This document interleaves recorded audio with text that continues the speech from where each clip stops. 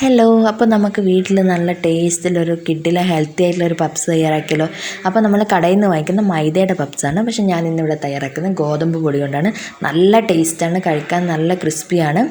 അപ്പോൾ നമുക്ക് അതിന് വേണ്ടിയിട്ട് 2 കപ്പ് മൈദ എടുക്കുക. അപ്പോൾ 2 കപ്പ് മൈദക്ക് 3/4 ടേബിൾ സ്പൂണോളം ഉപ്പ് എടുക്കുന്നുണ്ട്. നിങ്ങളുടെ ഉപ്പിൻ്റെ എന്താ പറയുക, അതിൻ്റെ ഇതനുസരിച്ചിട്ടായിരിക്കണം ഉപ്പ് എടുക്കേണ്ടത്. അപ്പോൾ അതിലേക്ക് ഇനി നന്നായിട്ട് ഫ്രിഡ്ജിൽ വെച്ച് തണുപ്പിച്ച വെള്ളം ഒഴിച്ചിട്ട് ചപ്പാത്തി മാവ് കുഴക്കുന്ന കണക്കെ കുഴച്ചെടുക്കണം. അപ്പോൾ ചപ്പാത്തി മാവിൻ്റെ അതേ കൺസിസ്റ്റൻസി കുഴച്ചാൽ മതി. കൂടുതൽ ലൂസാവാനും പാടില്ല, ടൈറ്റ് ആവാനും പാടില്ല. നന്നായിട്ട് നമുക്ക് പരത്തിയെടുക്കേണ്ടത്. അപ്പോൾ നമുക്ക് അധികം ടൈറ്റായാൽ പരത്താൻ ഭയങ്കര ബുദ്ധിമുട്ടായിരിക്കും.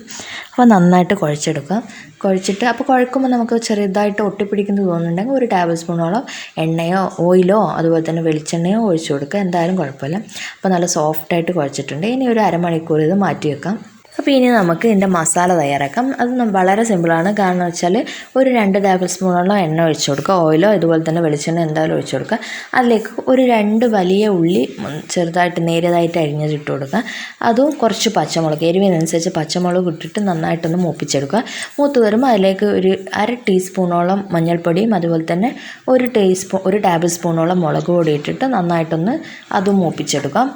ഇത്രയേ ഉള്ളൂ ഞാനിതിൽ ചേർക്കുന്നത്. പിന്നെ ഉപ്പ് ചേർക്കാൻ വിട്ടുപോകും, ഞാൻ അതിൻ്റെ വീഡിയോ സ്കിപ്പായിപ്പോയി. അപ്പോൾ ഉപ്പും കൂടെ ചേർത്ത് നന്നായിട്ടൊന്ന് വഴറ്റിയെടുക്കുക. അത്രയേ വേണ്ടു, നമ്മൾ മസാല റെഡിയായി.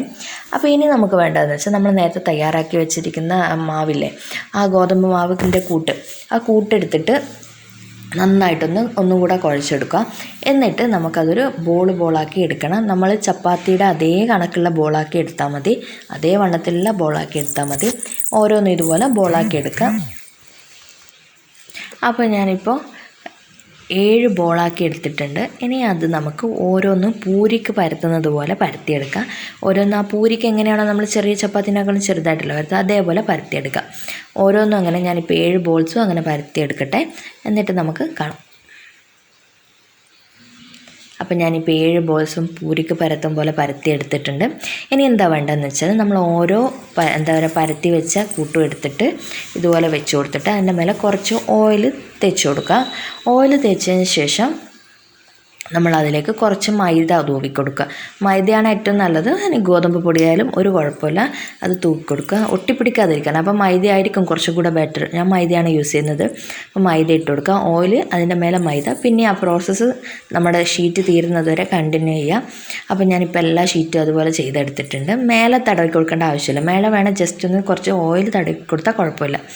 അപ്പോൾ ഇനി നമുക്കിത് നന്നായിട്ട് പരത്തിയെടുക്കണം. എത്രത്തോളം നമുക്ക് പരത്താൻ പറ്റും അത്രത്തോളം പരത്തണം. പക്ഷേ അധികം നമ്മൾ ഫോഴ്സ്, അതായത് നമ്മൾ ബലം പ്രയോഗിച്ച് പരത്തരുത്. അതിൻ്റെ ലെയർ നമുക്ക് വിട്ടുപോകും. എന്ന് വെച്ചാൽ ലെയർ ചിലപ്പോൾ പരന്ന് ഇതായിപ്പോവും. അപ്പോൾ എല്ലാം പരത്തിയെടുക്കുക. ഞാനിപ്പോൾ സൗകര്യത്തിന് വേണ്ടിയിട്ട് കൗണ്ടർ ടോപ്പിലിട്ടിട്ട് നന്നായിട്ട് പരത്തിയെടുക്കട്ടെ.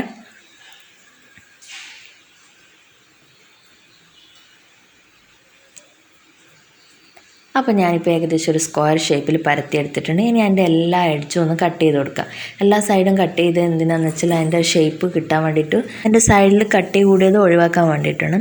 അപ്പോൾ ഞാനിപ്പോൾ ഇതൊരു 6 പീസാക്കി കട്ട് ചെയ്യുന്നുണ്ട്. ശരിക്ക് ഇത് ഒരു 4 പീസാക്കി കട്ട് ചെയ്താൽ മതി നിങ്ങൾ. കാരണം എന്ന് വെച്ചാൽ ഇത് 6 പീസാക്കിയപ്പോൾ എനിക്ക് സ്ക്വയർ ഷേപ്പ് വിട്ടിട്ട് റെക്റ്റാങ്കിൾ ചതുരത്തിലാണ് കിട്ടിയിട്ടത്.